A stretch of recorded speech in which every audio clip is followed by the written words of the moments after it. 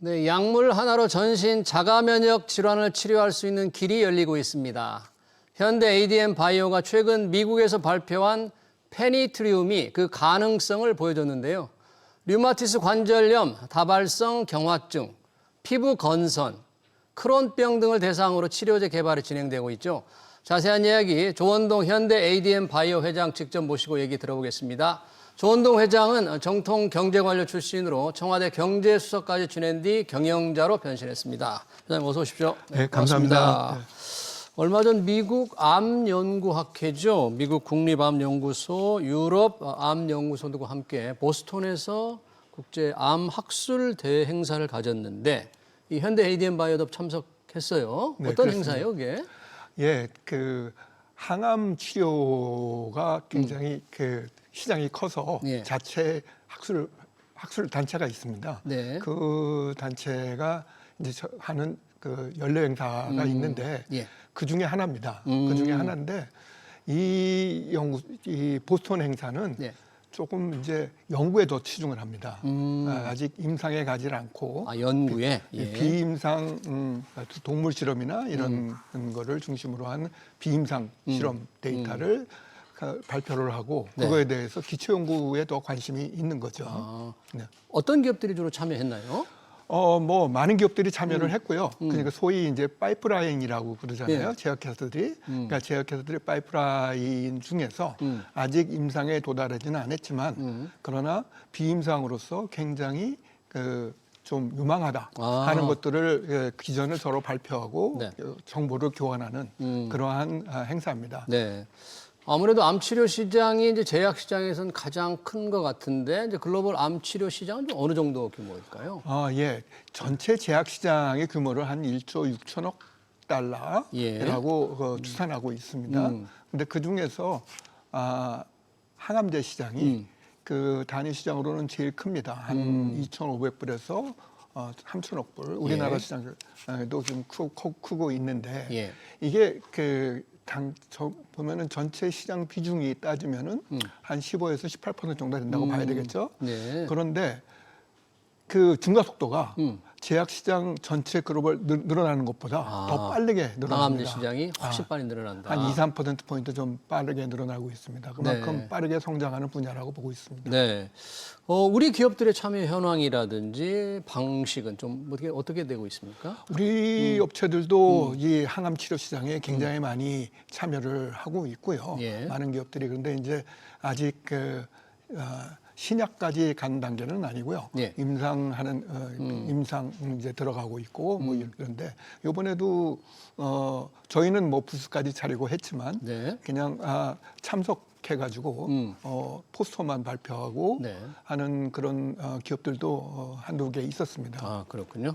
지금 글로벌 제약사들이 이제 새로운 암 치료제를 개발하잖아요. 이런 어떤 트렌드, 최근 변화가 좀 있습니까? 최근 트렌드를 어떻게 봐야 될까요? 그런데 이제 보시면 사실 저희가 항암 치료제를 개발한다고 하는 회사거든요. 예. 그런데 좀 생뚱맞게 예. 자가 면역성 치료제. 그러니까요. 예. 제가 그렇게 소개를 했는데 자가 면역 질환 치료할 수 있는 길을. 그래서 항암 방해에서 자가 면역증을 이렇게 그 얘기를 하면 조금 생뚱맞지 않겠어요? 네. 근데 사실은요. 이게 올해 노벨상 주제입니다. 올해 노벨 의학상에. 노벨 의학상 주제가요? 예, 뭐였다고요? 자가 면역 질환?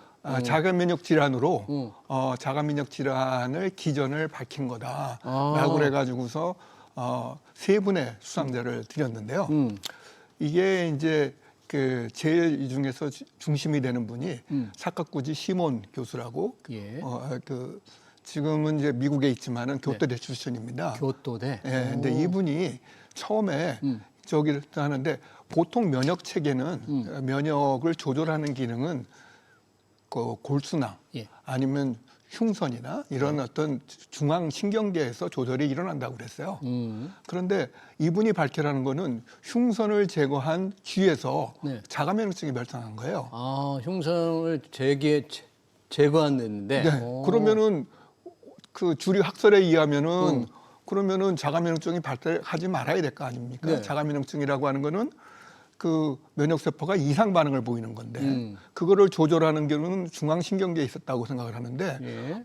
그 중앙신경계 일부인 흉선을 제거를 한 제거했는데도? 뒤에서 그 자가 면역증이 발생을 했어요. 어. 그래서 이분은 결국 뭐냐면은 이 그 면역세포를 T세포라고 제일 중요한 게 T세포라고 그러잖아요. 예. T세포를 조절하는 기능이 말초신경계에도 있다. 아, 말초신경계에 있다. 이게 예. 굉장히 예, 혁신적인 그렇죠. 발견인가요? 그렇죠. 그래서 그걸 갖다가 T 레귤레이터라고 그래서 네. T렉이라고 부릅니다. T렉. 예. 네. 그래서 이제 결국은 이 T렉이 이상 반응을 일으키는 거거든요. 이상 반응을 일으키는데 그 이상 반응을 일으키는 유전인자를 찾아냈어요. 이분이 찾아낸 건 아니고 예. 다른 두 분이 한 분은 동물에서 찾아냈고 예. 한 분은 인체에서 찾아냈어요. 그래서 이 세 사람이 이번 노벨 의학상을 받게 된 겁니다. 예. 그런데 어. 여기 보면은 이분이 사카구치 교수가 예. 처음에 이 연구를 시작할 적에 암 연구소부터 시작을 했어요. 암 연구부터. 암 연구소 시작을 네. 했는데 왜 그러냐면은 그 당시에 암세포 주변에 예. 암세포도 암세포지만 암세포 주변에 미세 환경. 예. 미세 환경. 그래서 그 암을 튜머라고 그러잖아요. 네, 튜머. 미세 환경은 마이크로 인바이런먼트. 예. 그 TM이라고 하는 그런 것들이 그 학계의 제 주류 연구 분야가 됐습니다. 네. 그때요. 암 미세 환경, 암세포 그래서 주변의 미세 환경. 이분이 이제 거기서부터 T렉의 존재를 찾아내기 시작을 해가지고 예. 아까 말씀은 T세포를 조절하는 인자죠. 세포. 이걸 찾아내기 시작을 해가지고 그 전체의 그 면역 기전을 밝혔는데 암은 네. 면역세포가 제대로 작동하지 않는 거죠. 그렇죠? 그렇죠. 면역세포가 작동을 안 해서 이제 아니라는 암에, 거고.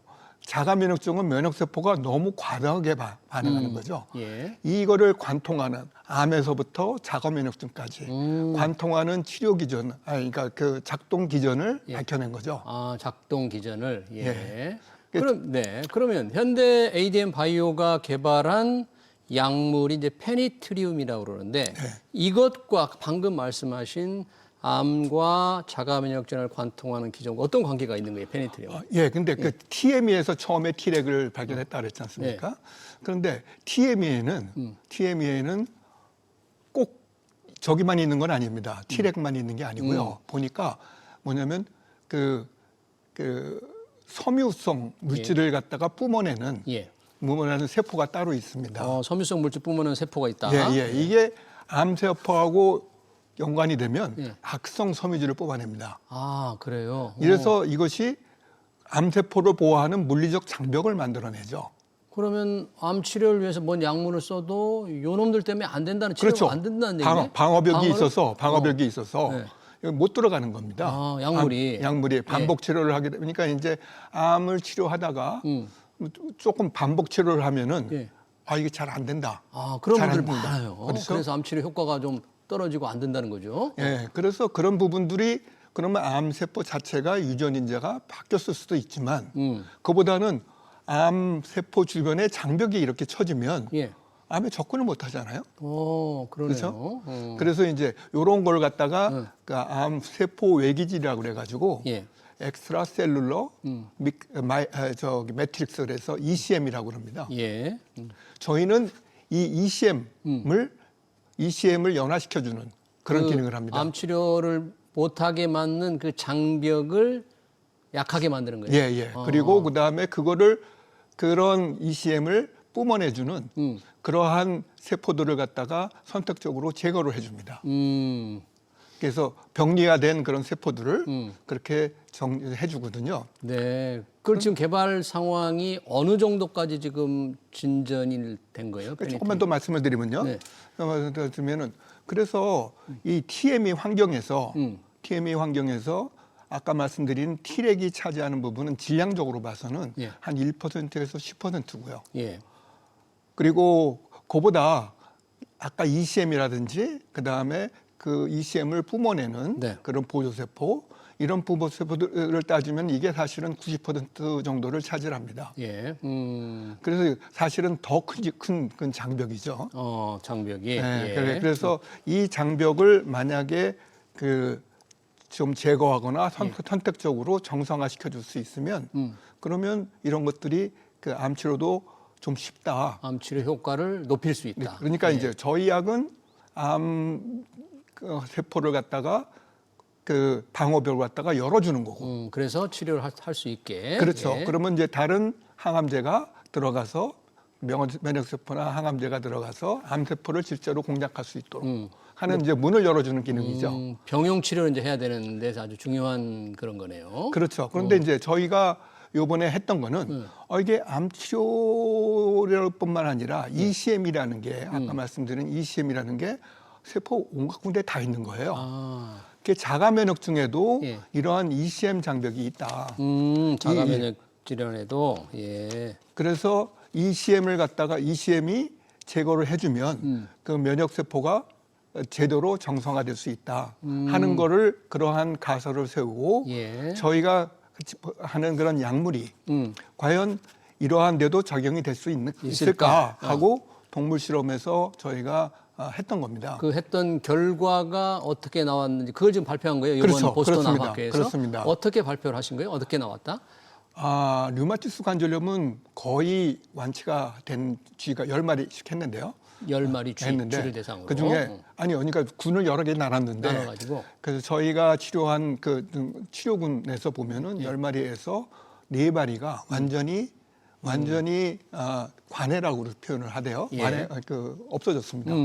없어졌고 정상으로 회복이 됐고 나머지 6마리에도 상당한 부분이 정상 완화 효과가 있었습니다. 네. 근데 이런 것뿐만 아니라 류마티스 관절염뿐만 아니라 뭐 머리의 신경계를 따르는 네. 그런 그 MS 다중경화증, 다발성 경화증. 다발성 경화증 이런 데도 그렇고 또 소장 그 장기에 그 작용하는 크론병, 그런 병. 건선이라고 이제 피부에, 피부병 예. 이러한 다른 종류의 그 자가면역성 질환에도 정부가 상당한 효과를 보였습니다. 그 결과를 이번 보스턴 암학회에서 네. 발표를 했는데 그러면 앞으로 개발 계획은 이제 일부 실험 결과는 좋게 나왔다고 하지만 앞으로 개발 계획은 어떻게 할 생각이세요? 그래서 이제 이거는 사실은 이제 동물 실험에서 한 거고요. 네.